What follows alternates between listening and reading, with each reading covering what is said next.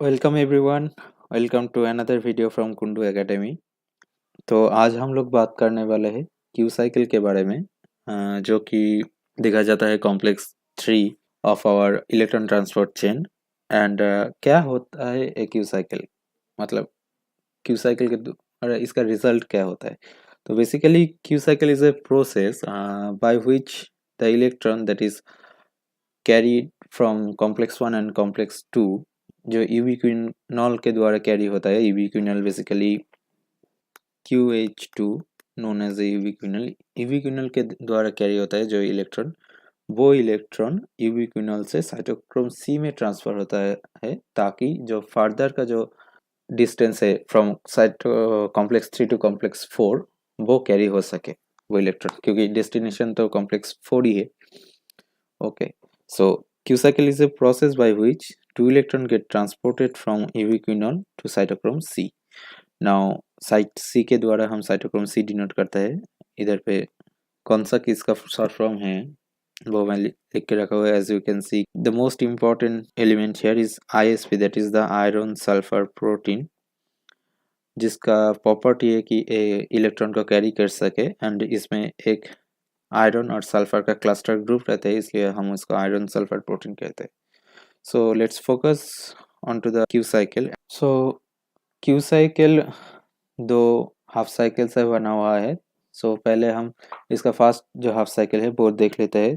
सो इसका fast half cycle में QH2 bind करता है कॉम्प्लेक्स थ्री में, एंड बाइंड करने के साथ साथ ए ऑक्सीडाइज्ड फॉर्म में कन्वर्ट होता है। एंड ऑक्सीडाइज्ड फॉर्म में कन्वर्ट होने के साथ साथ ए दो हाइड्रोजन रिलीज करते हैं इनर मेम्ब्रेन स्पेस में, एंड दो इलेक्ट्रॉन रिलीज करते हैं, जिसमें से एक इलेक्ट्रॉन रिस्की सेंटर के थ्रू साइटोक्रोम सी में ट्रांसफर होता है। As you can see here, basically risky center basically is a ISP, that is the iron sulfur protein, so it can carry the electron। and दूसरा जो electron है वो cytochrome B के through transport होके coenzyme Q के oxidised form में transfer होता है, एंड एज ए रिजल्ट जो सेमी रेडिकल आयन फॉर्म है उसमें कन्वर्ट होता है। सो अब देखते हैं कि दूसरा हाफ साइकिल में, दो सेकेंड हाफ साइकिल में क्या होता है। सेकेंड हाफ साइकिल में भी और एक जो यूबिक्विनल और रिड्यूस्ड कोएंजाइम क्यू मॉलिक्यूल है वो आके कॉम्प्लेक्स थ्री में बाइंड करता है।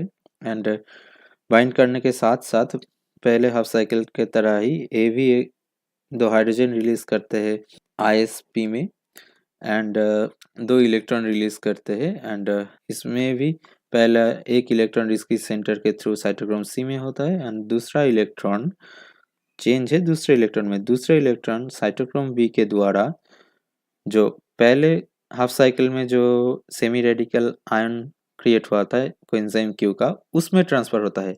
तो जब इसमें ट्रांसफर होता है तो एक क्या करता है, इसके पास अब दो इलेक्ट्रॉन एक्स्ट्रा आ गया, तो वो मैट्रिक्स से दो हाइड्रोजन आयन को लेके QH2 में रिड्यूस्ड हो जाता है, एंड वो रिड्यूस्ड QH2 फिर इनर मेम्ब्रेन में रिलीज हो जाता है। ठीक है, सो लेट्स सी डिटेल्स में कि क्या होता है, कैसे कोएंजाइम क्यू रिड्यूस्ड होके फिर से वही जो इलेक्ट्रॉन वो छोड़ा था रिड्यूस ऑक्सीडाइज्ड होने के बाद वही वो एक्सेप्ट करता है। सो लेट्स सी, जैसे कि दिख रहा है इनर मेम्ब्रेन स्पेस है, एक कॉम्प्लेक्स थ्री है जो कि इनर मेम्ब्रेन में है, एंड ये है मैट्रिक्स। सो कॉम्प्लेक्स थ्री में दो साइट है कोएंजाइम क्यू बाइंड करने के लिए, एक है Q0 एंड दूसरा है QI। ओके, Q0 में रिड्यूस्ड कोएंजाइम क्यू ही बाइंड कर सकते हैं, एंड QI जो है ये लेस एनर्जी स्टेट है एंड हायर एनर्जी स्टेट है, एंड QI में सिर्फ ऑक्सीडाइज्ड कोएंजाइम क्यू बाइंड कर सकते हैं।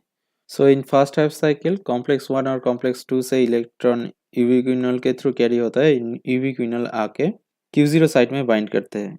ओके, एंड Q0 साइट में बाइंड करने के बाद क्या होता है कि Q0 साइट में बाइंड करने के बाद ये दो हाइड्रोजन इनर मेम्ब्रेन स्पेस में छोड़ता है, एंड एक इलेक्ट्रॉन ISP के द्वारा साइटोक्रोम C में ट्रांसफर होता है। सो एक इलेक्ट्रॉन और दो हाइड्रोजन रिलीज करने के बाद QH2 जो है वो सेमी रेडिकल फॉर्म में कन्वर्ट होता है। अब सेमी रेडिकल फॉर्म अनस्टेबल है, सो वो स्टेबल होने के लिए क्या करेगा, फिर से एक इलेक्ट्रॉन छोड़ेगा। अभी इधर में जो Bl और BH है वो nothing but cytochrome B, and cytochrome B में दो हीम ग्रुप है, इसीलिए वो Bl और BH, एक का एनर्जी स्टेट हाई में है एंड दूसरे का एनर्जी स्टेट लो में है। ठीक है, सो अब unstable coenzyme Q radical release electron, and A वाला जो इलेक्ट्रॉन है वो साइटोक्रोम बी होके जाएगा, एंड बी में जैसे कि दो हीम ग्रुप है इसीलिए एक Bl के से डिनोट किया जाता है एंड BH से डिनोट किया जाता है। सो वो इलेक्ट्रॉन Bl एंड BH में ट्रेवल होता है। इसी वक्त और एक इवेंट होता है जो कि ये जब एक इलेक्ट्रॉन रिलीज कर देगा तब ये फुल ऑक्सीडाइज्ड फॉर्म में हो जाएगा। अब ये ऑक्सीडाइज्ड फॉर्म जो कोएंजाइम क्यू का है वो जाके क्यू आई में बाइंड कर जाता है। अभी क्यू आई से वो फिर से जो पहला जो इलेक्ट्रॉन वो इधर पे छोड़ा था वो फिर से इस इलेक्ट्रॉन को एक्सेप्ट करता है, एंड एक्सेप्ट करके फिर से वो unstable state that is the semi radical quinol में ट्रांसफर होता है। तो अभी इस अब सेमी रेडिकल क्विनोल में ट्रांसफर होता है इसीलिए क्योंकि आपको दिखा होगा कि साइटोक्रोम सी एक बार में एक ही इलेक्ट्रॉन को कैप्चर कर सकते हैं, लेकिन QH2 carrying two electron. Okay, so दो इलेक्ट्रॉन के लिए फिर से एक और इलेक्ट्रॉन आ रहा है, जैसे कि सेकेंड हाफ साइकिल में देखा। तो अगर दो इविक्विनल लग रहा है तो एक को फिर से रिसाइकिल करना पड़ेगा पहले पहले हाफ साइकिल में जो आया था, तो इसीलिए वो फिर से इसका अनस्टेबल फॉर्म में ट्रांसफर हो जाता है। And in the second half cycle semi radical form of the quinol cytochrome B के द्वारा जो इलेक्ट्रॉन ट्रांसफर हो रहा है उसको एक्सेप्ट करता है, एंड मैट्रिक्स से दो हाइड्रोजन को लेकर ए रिड्यूस्ड कोएंजाइम क्यू में ट्रांसफर होता है, एंड इसको फिर से वो ऐसे कि इनर मेम्ब्रेन में ही डिपॉजिट कर देता है। सो वो फर्स्ट हाफ साइकिल में एक इविक्विनल को यूज किया एंड दो दूसरे हाफ साइकिल में और एक को, एंड दूसरे हाफ साइकिल में क्या किया और एक पहले जो इविक्विनल को यूज किया था उसको रिसाइकिल किया।